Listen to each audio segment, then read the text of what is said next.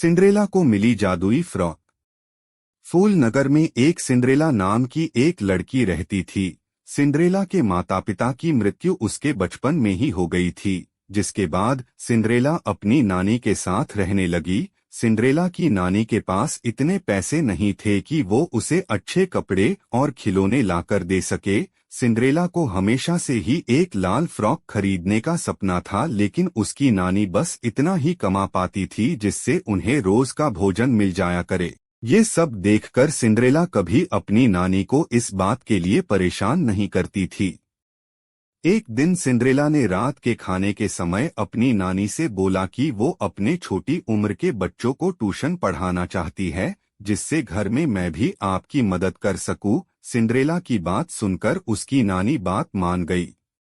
अगले दिन से ही सिंड्रेला ने छोटे छोटे बच्चों को पढ़ना शुरू कर दिया। धीरे धीरे करके सिंड्रेला के पास और बच्चे आने लगे, जिससे सिंड्रेला अच्छे पैसे कमाने लगी और अपनी नानी की और अच्छे से मदद करने लगी। ये सब देख सिंड्रेला की नानी ने बोला, अब जब हम दोनों साथ मिलकर घर चला रहे तो क्यों न क्रिसमस के लिए तुम्हारे पसंद की एक अच्छी सी ड्रेस लेकर आई जाए। ये सुन सिंड्रेला बहुत ही खुश हुई और उसने नानी के साथ जाने के लिए हाँ कह दिया। उसी रात पास में लगे एक मेले में दोनों सिंड्रेला के लिए एक ड्रेस खरीदने गए। पूरा मेला देखने के बाद सिंड्रेला को कोई भी ड्रेस पसंद नहीं आई। फिर अचानक से उसकी नजर दूर बैठे एक बुजुर्ग पर पड़ी। उस बुजुर्ग के पास के लाल रंग की एक फ्रॉक थी, जिससे देख सिंड्रेला उस तरफ दौड़ी और वहां जाकर अपनी नानी से ड्रेस की मांग करने लगी। इतनी साधारण फ्रॉक को देखकर उसकी दादी ने सिंड्रेला को वो फ्रॉक खरीदने के लिए मना कर दिया, लेकिन सिंड्रेला नहीं मानी, जिस पर दादी ने दुकान वाले से फ्रॉक का दाम पूछा। दुकानदार ने बताया मात्र 150 रुपए और इसके साथ ये जूतियां भी मुफ्त है। इतनी सस्ती फ्रॉक की बात सुनकर उसकी दादी ने दुकानदार से इसकी इतनी सस्ती होने का कारण पूछा। दुकानदार, क्योंकि मेरे पास बस एक ये ही फ्रॉक बची है, सोचा इसे जल्दी से बेचकर मैं घर की ओर निकल जाऊं। नानी ने सिंड्रेला के लिए वो लाल फ्रॉक ले लिया और घर वापस आ गई। कुछ दिनों बाद क्रिसमस का त्योहार आ गया। पूरा शहर रोशनी से जगमगा रहा था। सिंड्रेला खुशी खुशी ने अपनी वो लाल फ्रॉक भी पहन ली। लाल फ्रॉक में सिंड्रेला इतनी सुंदर लग रही थी कि जो उसे देखे बस देखता ही रह जाए। थोड़ी देर बाद सिंड्रेला और उसकी नानी खाने के लिए बैठ गई। तभी सिंड्रेला ने बोला, नानी मुझे आज बाहर का खाना खाने का मन कर रहा है, काश कुछ बाहर का खाना खाने को मिल जाए। सिंड्रेला के ऐसा कहते ही उनके सामने कई तरह के पकवान हाजिर हो गए। ये देख दोनों हैरान हो गए और उन स्वादिष्ट पकवानों की तरफ हैरानी से देखने लगे।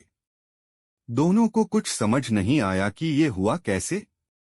इसे क्रिसमस पर जीसस का जादू समझकर दोनों शांत हो गए, लेकिन इस जादू का सिलसिला बंद नहीं हुआ। उस रात सिंड्रेला ने जो जो मांगा उसे वो सब मिलने लगा।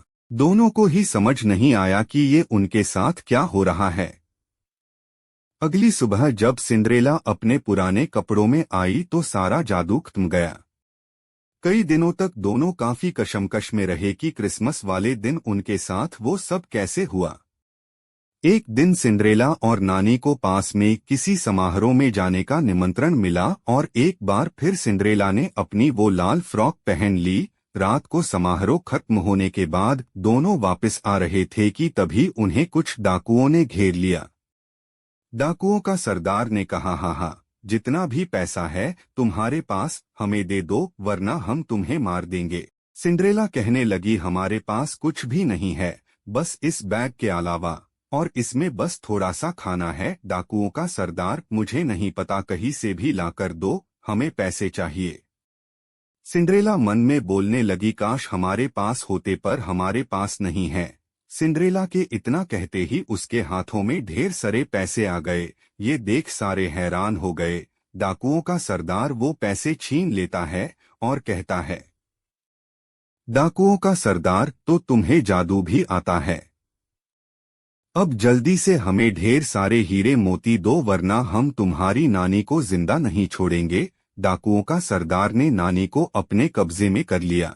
वही अब नानी को ये बात समझने में थोड़ी देर भी नहीं लगी कि सिंड्रेला की लाल फ्रॉक जादुई है और वो इसे पहनकर जो भी मांगेगी उसे वो मिलेगा। तभी सिंड्रेला की नानी ने उसे बोला। दादी ने सिंड्रेला से कहा, तुम जो मांगोगी तुम्हें वो मिलेगा, समझदारी से काम लो और इनसे सामना करो। तभी सिंड्रेला अपनी समझदारी का इस्तेमाल करके उन डाकुओं की वहां से गायब होने की विश मांगती है और वो वहां से गायब हो जाते हैं। इसके बाद सिंड्रेला की नानी उसे बताती है कि ये सब क्यों हो रहा है। तभी वहां वो दुकानदार आता है और उसे देखकर दोनों हैरान हो जाते हैं, क्योंकि वो दुकानदार सिंड्रेला के पिता का रूप ले लेता है। साथ ही वहां सिंड्रेला की माँ भी आ जाती है।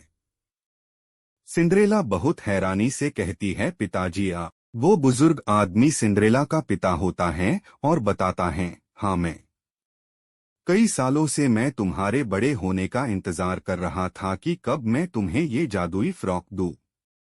ये फ्रॉक तुम्हें तब ही मिल सकती थी जब तुम एक जिम्मेदार लड़की बनती और अपनी नानी के साथ कदम से कदम मिलाकर तुम घर संभालती, और तुमने कुछ ऐसा ही किया। इससे ज्यादा जिम्मेदार इस उम्र में तुम क्या होगी, तभी मैंने तुम्हें ये फ्रॉक देने का फैसला किया। नानी कहती है, पर बेटा तुम्हारी तो मृत्यु हो गई थी, फिर तुम वापस कैसे आए। सिंड्रेला की माँ, और मेरी मृत्यु का समय वो नहीं था जब हमारी मृत्यु हुई थी, इसी वजह से हम भटक रहे थे। भटकते भटकते हम एक परी के पास पहुँचे। उस परी की हालत बहुत खराब थी और वो कमजोर भी थी, तो हमने उसकी मदद की। मदद करके के बदले उसने हमें ये जादुई फ्रॉक दी, जिसके बाद हमने तुम्हें ये देने का फैसला किया और हम तुम्हारे जिम्मेदार होने का इंतजार कर रहे थे। ये सब सुनकर सिंड्रेला बहुत खुश हुई। वही अपनी बात कहकर सिंड्रेला के माता पिता वहां से चले गए और उन्हें मोक्ष की प्राप्ति हो गई। सिंड्रेला भी अपनी नानी के साथ घर चली गई। साथ ही सिंड्रेला को मिली जादुई फ्रॉक का वो कभी गलत इस्तेमाल नहीं करती और ये राज सबसे छुपाकर हमेशा के लिए रख लेती है। इस कहानी से हमें ये सीख मिलती है कि सब्र का फल हमेशा मीठा होता है।